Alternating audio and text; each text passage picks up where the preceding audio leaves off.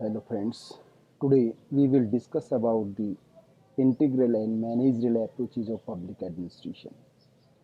Public administration के meaning, nature and scope को लेकर अनेक उपागमों, दृष्टिकोणों और प्रतिमानों का उदय हुआ है, जिनमें से दो महत्वपूर्ण उपागमों पर आज हम परिचर्चा करेंगे और इन उपागमों का नाम है संकीर्ण अथवा प्रबंध की उपागम या एकीकृत अथवा प्रबंध की उपागम।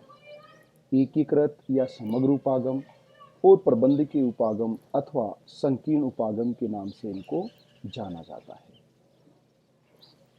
बेसिकली दोनों अप्रोचेज की अपनी अपनी अजम्पशंस हैं, मान्यताएं हैं, जहां पर समग्र अथवा एकीकृत दृष्टिकोण integrated approach of public administration regarding meaning of public administration, लोक प्रशासन के अर्थ को लेकर एकीकृत अथवा समग्र दृष्टिकोण का मानना है कि लोक प्रशासन राज्य रूपी संगठन का एक सामूहिक प्रयास होता है और इस राज्य रूपी संगठन में पंचायत सचिव से लेकर कैबिनेट सचिव तक अथवा चपरासी से लेकर मुख्य अधिकारी तक सब लोग मिलकर एक इंटीग्रेटेड यूनिट के रूप में, एक समग्र इकाई के रूप में तमाम प्रशासनिक कार्यों का निष्पादन करते हैं और इस कौशल में प्रत्येक व्यक्ति की अपनी महत्वपूर्ण भूमिका होती है।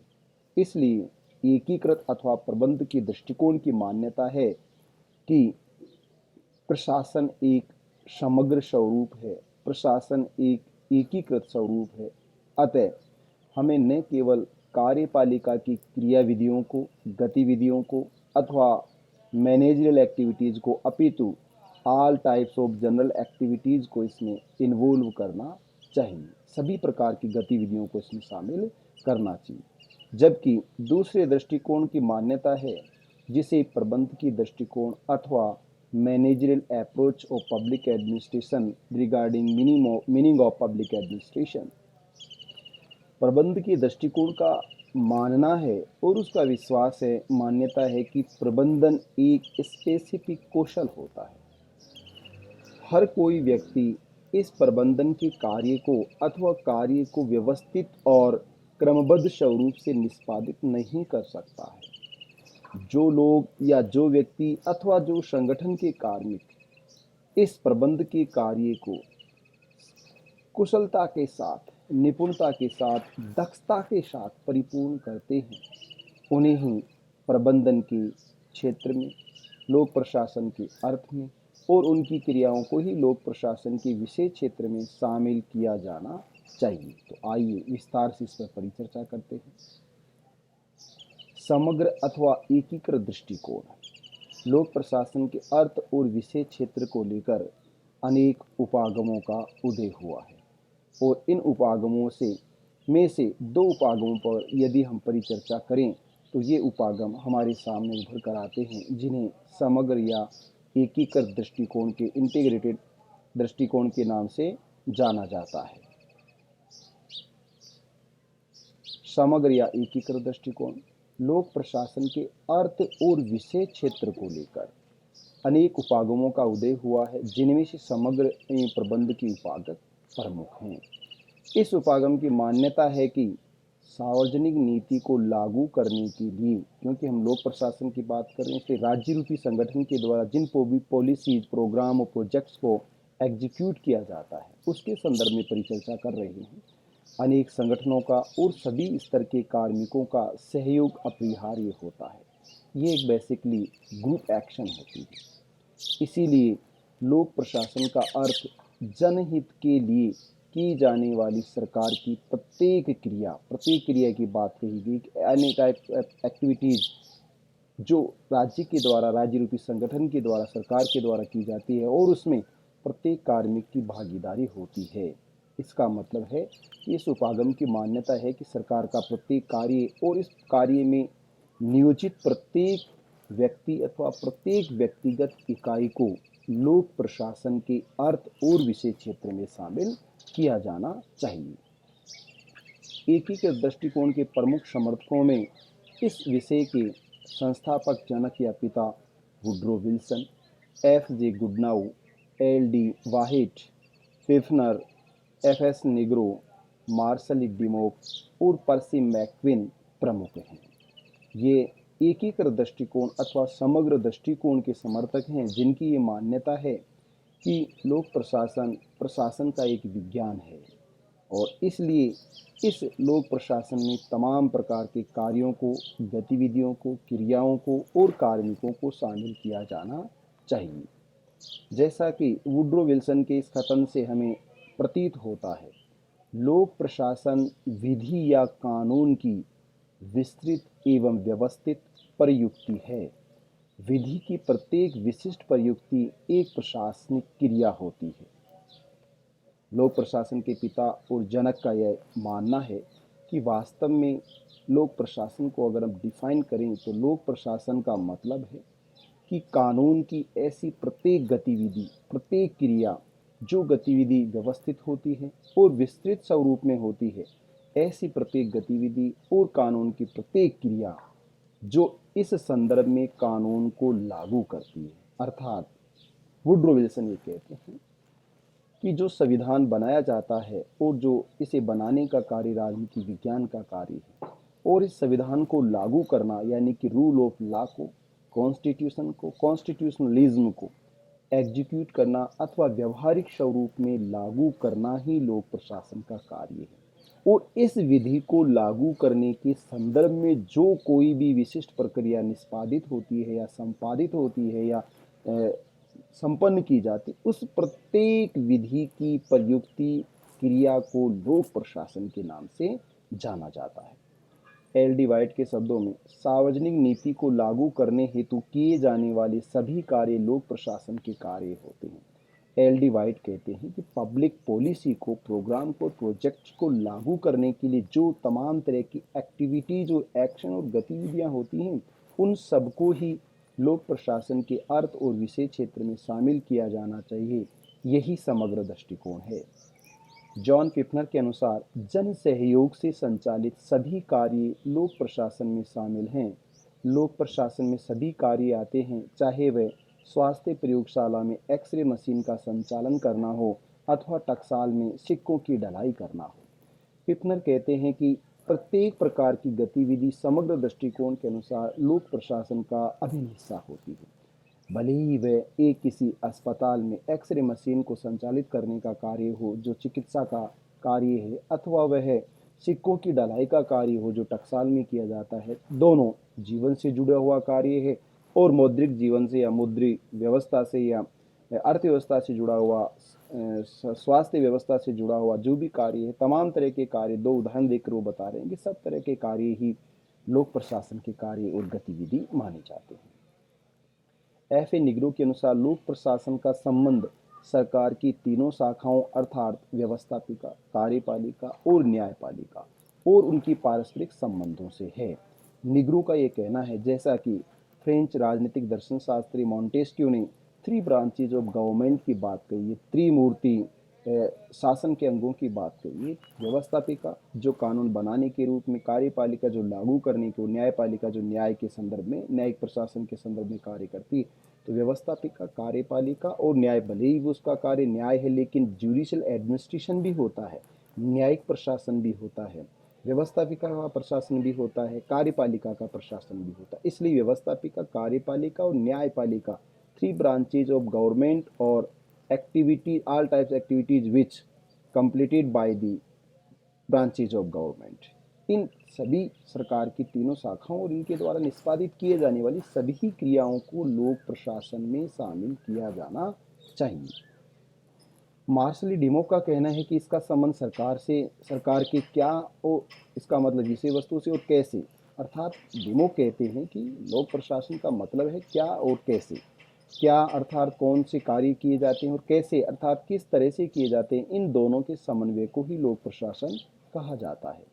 पर्सी मैक्विन के शब्दों में, केंद्रीय अथवा स्थानीय सरकार के कार्यों से संबंधित प्रशासन ही लोक प्रशासन होता है।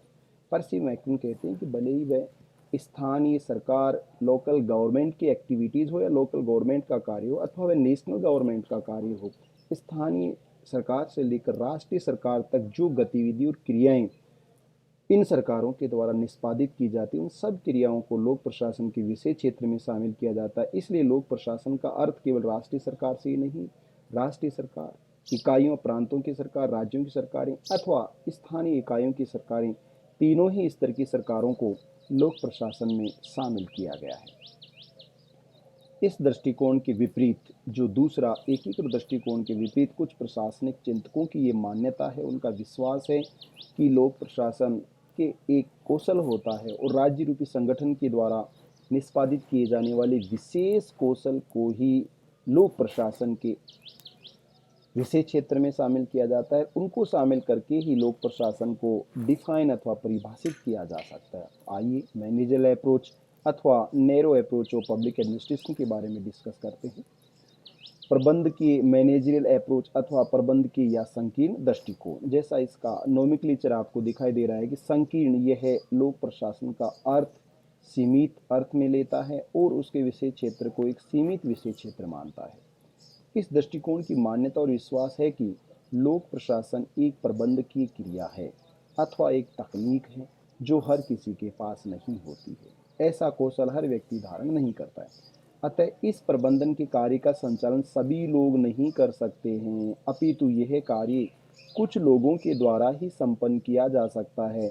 इसलिए लोक प्रशासन के अर्थ और परिभाषा में केवल प्रबंध की क्रियाओं को और केवल सरकार की दूसरी शाखा कार्यपालिका, व्यवस्थापिका और न्यायपालिका को छोड़कर केवल कार्यपालिका की क्रियाओं को ही इस के विषय क्षेत्र में सम्मिलित किया जा सकता है।